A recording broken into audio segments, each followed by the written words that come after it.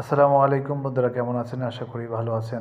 আজকে আপনাদের দেখাবো করলা এক্সজিও হাইব্রিড গাড়ি কীভাবে স্টার্ট নিতে হয় এবং এর সম্পর্কে আপনাদের অবগত করার জন্য আমি চেষ্টা করতেছি, সাথেই থাকুন। তো চলেন দেখা যাক কি হয়। আমি গাড়িতে এন্ট্রি নিলাম। গাড়িতে এন্ট্রি নেওয়ার পরে এখানে দেখা যাচ্ছে পাওয়ার বাটন।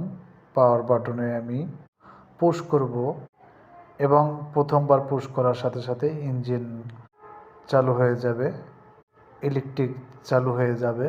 এবার আমি দ্বিতীয়বার পুশ করব। দ্বিতীয়বার পুশ করার সাথে সাথে সকল সিস্টেমগুলো চালু হয়ে গেছে।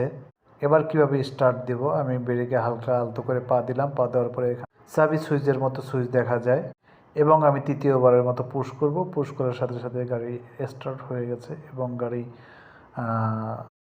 এক্সজিও গাড়ি সম্পর্কে আরও জানতে আপনি চ্যানেলটা এখনই সাবস্ক্রাইব করে রাখুন। আর কোনো সমস্যা থাকলে অবশ্যই কমেন্টে জানাবেন। ধন্যবাদ সকলকে।